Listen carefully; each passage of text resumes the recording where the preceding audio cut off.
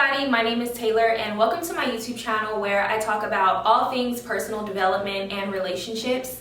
If you have not done so already, go ahead and subscribe to my channel and click the notification bell so that way you're notified every single time I upload once a week on Mondays. One thing that I've realized is when it comes to communication, we don't really dive deep enough into the realm of communication because it's been so watered down, and I think that people just minimize the importance of it, or people just scratch the surface of what they feel is effective communication.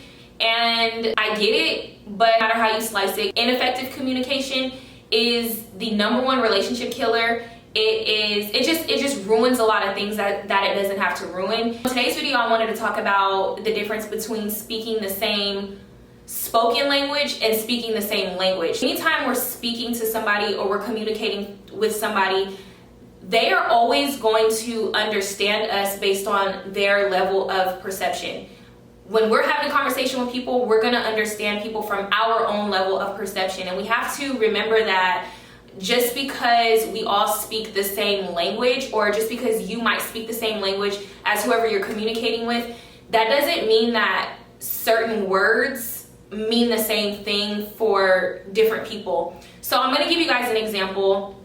Let's just say that I'm in a relationship and I tell my boyfriend I want him to be more affectionate to me, and we finally come to an agreement that he's gonna be more affectionate. Next day he sends me a really long message, and you know, he's being super cute in the message, and you know, over the next few days he sends me messages, like sweet messages and whatever, like he's just words of affirmation, being super, you know, affectionate, right?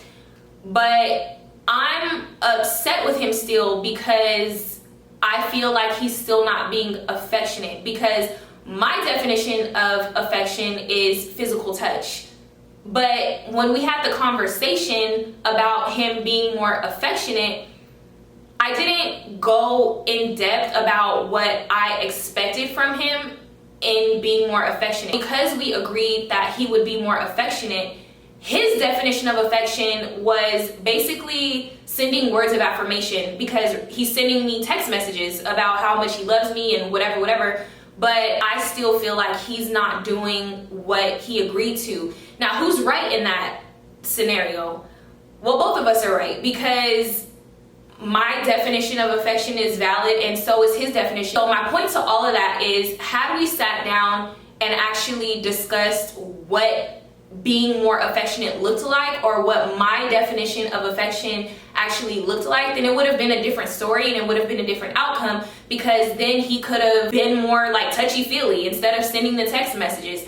So I hope you guys see the point that I'm trying to make, is that, you know, you can ask your partner, you can ask, you know, your whoever to be more caring, or to be more affectionate, or to be more whatever, but you have to take into account that we all have different backgrounds, different upbringings, different experiences that have all shaped us into who we are now, and that your definition of something might not be their definition of something. And even if it's something that you feel everybody should know, like for instance, loyalty. If you tell your partner you want them to be loyal to you, or you tell your friends you want them to be loyal to you, in your mind you might feel like, well, loyalty is kind of one of those universal things where it's like you don't really have to break down and explain what loyalty means, because everybody should just know what that means. But I'm telling you, assuming even in those like obvious cases is bad. You know what they say about assuming? The word loyalty could mean something different to me than it means to you, and that's why it's really important that when we are communicating with people, that we get very clear about what certain things mean, because it's not enough to just sit down and express that you want more of whatever that you want.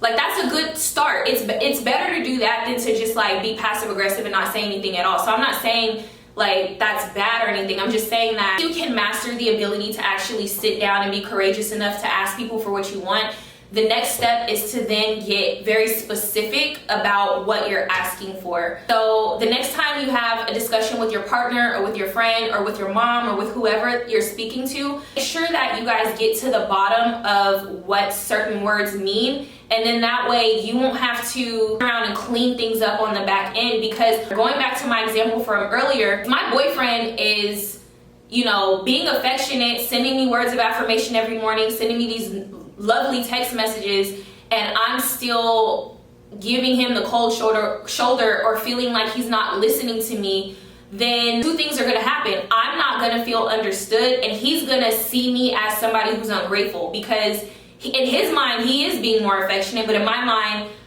he's not listening to me because he's not being the kind of affectionate I need him to be. So that's why it's very important to be very specific about what you want.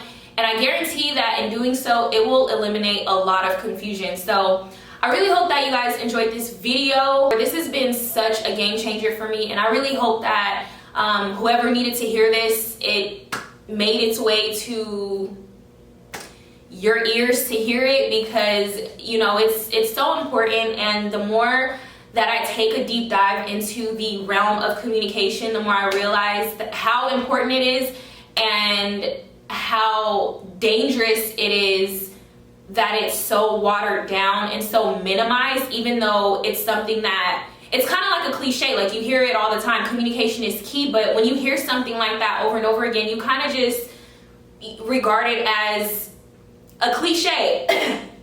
You regard it as a cliche and you don't really take it seriously. But anyway, subscribe on your way out, leave me a comment, like this video, do all of the YouTube things, and check out my other videos on the channel, and I will see you guys in next week's video.